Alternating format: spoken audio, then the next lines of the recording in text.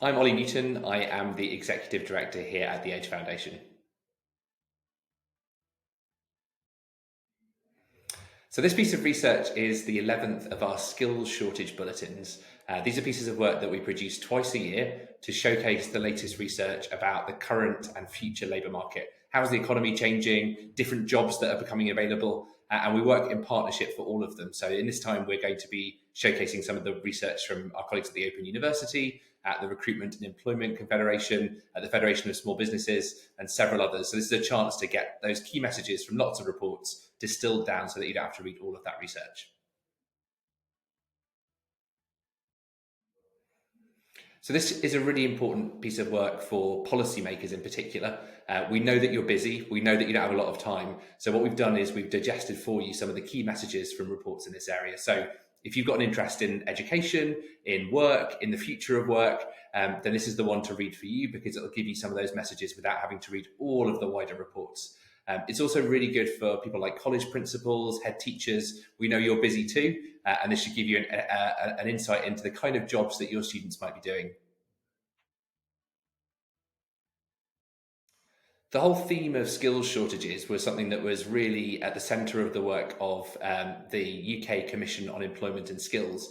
That was a body that was shut down a few years ago by government, and it's something that Edge has really picked up because we think that it's very important to continue to gather research about the existing labour market and the way that jobs are changing.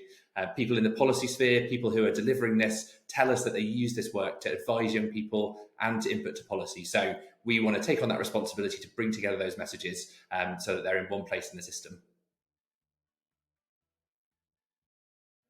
The key findings of this research shouldn't really be a surprise to anyone.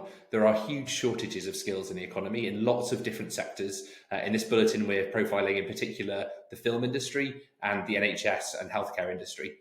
But what the challenge is out there, and the reason that we do this is that the weight of evidence is really important. So each time we produce these bulletins, they build on each other and they show that these messages aren't just a kind of a one-off. They're really clear messages that build on each other about the way that we need to change education and change the skill system to make sure that employers have the skills that they need through a broader education, through much more employer engagement in education to help young people to find the careers paths they need, and through a much greater connection between education through skills into the labour market.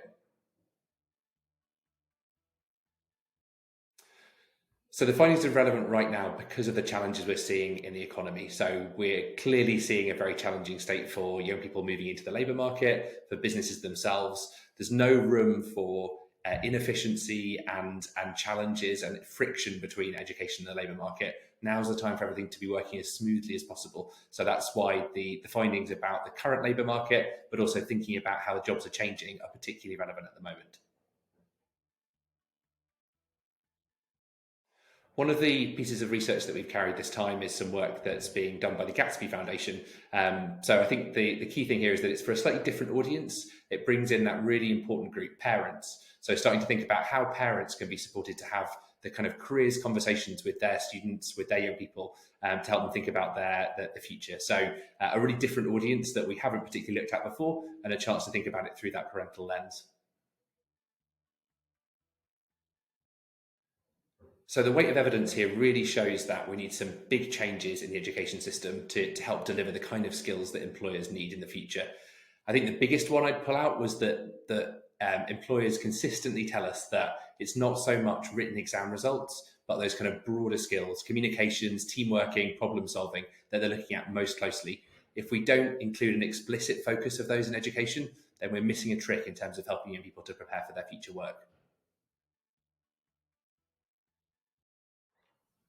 If you come along to the Edge website, you can download the 11th Skills Shortage Bulletin that we're talking about today.